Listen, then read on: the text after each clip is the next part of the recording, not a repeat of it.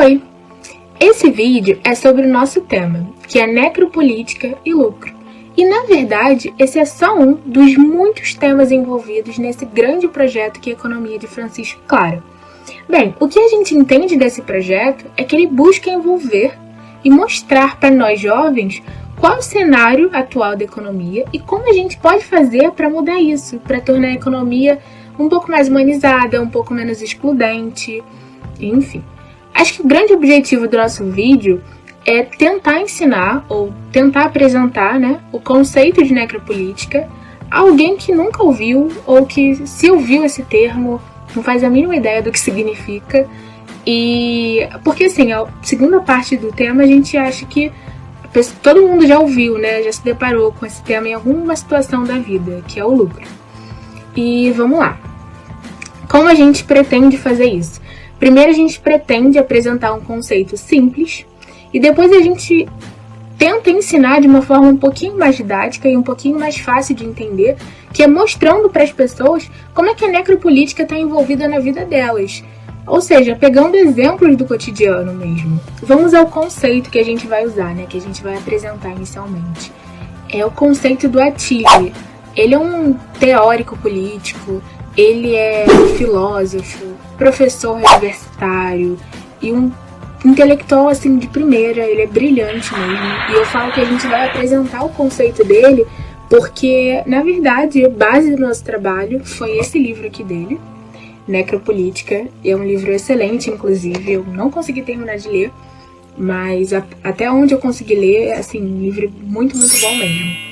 E é muito interessante a forma como o Attili trata da necropolítica, porque ele está sempre explicando e fazendo um link com a soberania. No caso do livro dele, ele trata o Estado como soberano, e a necropolítica, no caso, é a forma mais expressiva que dessa soberania, justamente, Porque, para ele, você ser soberano, e a forma que você tem, assim, mais intensa, mais expressiva de mostrar isso, é você decidindo quem vive e quem morre, sabe? É como se você tivesse, é você ter poder de controlar a vida das outras pessoas.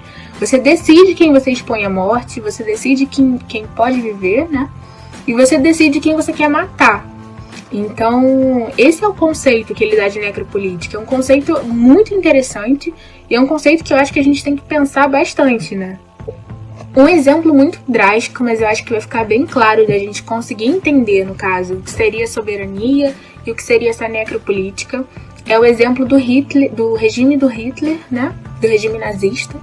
E é um momento em que você consegue realmente entender que o Estado, ele literalmente decide quem pode viver, decide quem ele quer expor à morte, os judeus, no caso, enfim, outras classes um pouco não, mais oprimidas. E, enfim, eu acho que é um exemplo bem drástico, mas é um exemplo que todo mundo conhece e que eu acho importantíssimo pra gente começar a entender, então, sobre a necropolítica e sobre a soberania da qual o Attili tanto fala. Um dos questionamentos mais importantes, na minha opinião, nesse livro é o seguinte, eu vou ler até porque a frase é um pouquinho longa. Sobre quais condições práticas se exerce o poder de deixar viver, expor à morte ou matar? Ou seja, como a gente consegue trazer isso para o nosso cotidiano, Porque é uma ideia muito doida o fato de ter um soberano decidindo quem pode morrer, decidindo quem ele vai expor à morte, mas não aquela morte matada, sabe? Não a morte em que você dá um tiro na pessoa, por exemplo, sabe? É um outro mecanismo completamente diferente. E a gente vai conseguir entender isso um pouquinho agora, a partir dos exemplos que eu vou dar, sobre como isso acontece no nosso cotidiano. E um exemplo crucial disso, um exemplo que a gente está vivendo agora, em meio à pandemia de Covid-19. Então eu imagino que seja um exemplo muito claro para todo mundo. É o exemplo dos grandes empresários se colocando como soberanos, E como isso acontece? Quando um grande empresário, ele defende que o comércio tem que reabrir, ele defende que a economia tem que voltar à ativa, e inclusive ele usa de várias afirmativas extremamente falsas para persuadir as pessoas, e às vezes algumas pessoas da própria classe trabalhadora, acabam acreditando nele, né?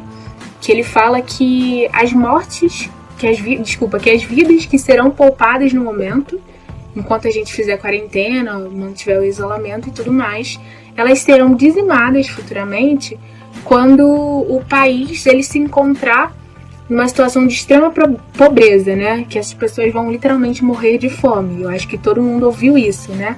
Nesses últimos meses. E na verdade é uma afirmativa falsa. É o seguinte, esse cara, ele se coloca como soberano porque, assim, ele tem consciência, né? De que muitos de seus trabalhadores, de que as famílias de muitos de seus trabalhadores pode contrair o vírus, pode vir a falecer, e ele não se importa. Ele não se importa mesmo. Assim, porque a família dele, os soberanos dessa situação, eles não vão se expor à morte, sabe? Eles não vão, assim, pelo menos não deveriam sair de casa.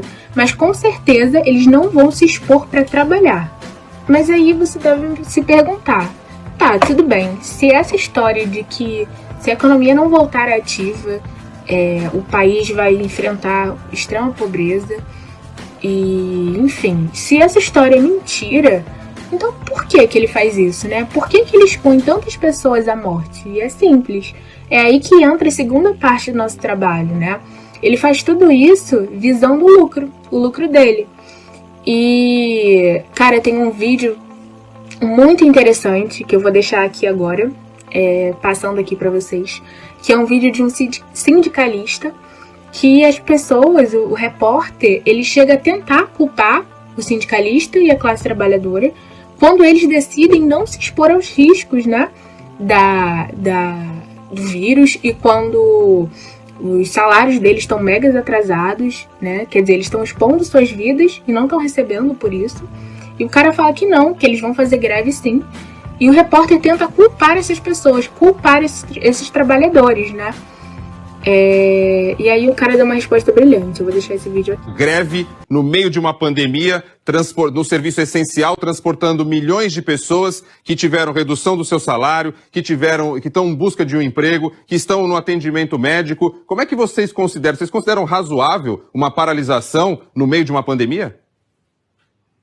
Eu considero. Teve uma reportagem do G1 onde disse que os 42 bilionários do Brasil aumentaram a sua riqueza em quase 27% no período de pandemia.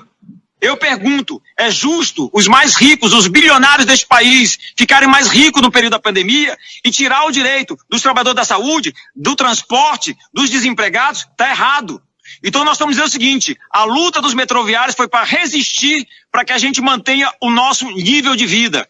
E está errado os bilionários deste país ficarem mais ricos, inclusive no período de pandemia. Então a pergunta é, por que os bilionários ficam mais ricos e os trabalhadores têm que pagar com o custo desta crise que eles mesmos criaram? Por isso que os trabalhadores do metrô resolveram fazer a greve e com responsabilidade voltaram de madrugada, entendendo que era necessário, mesmo com todos os problemas que nós tivemos, e os trabalhadores estão voltando agora ao trabalho e atendendo a população de forma adequada, como sempre fizemos. E essa questão, né, desse soberano, expor a vida dessas pessoas e tudo isso visando o lucro, ela pode ser verificada por dados, tá? Porque 27% não, porque a parcela mais rica da população brasileira, né, os milionários, os bilionários, enfim, eles ficaram 27% ainda mais ricos nesse período de pandemia.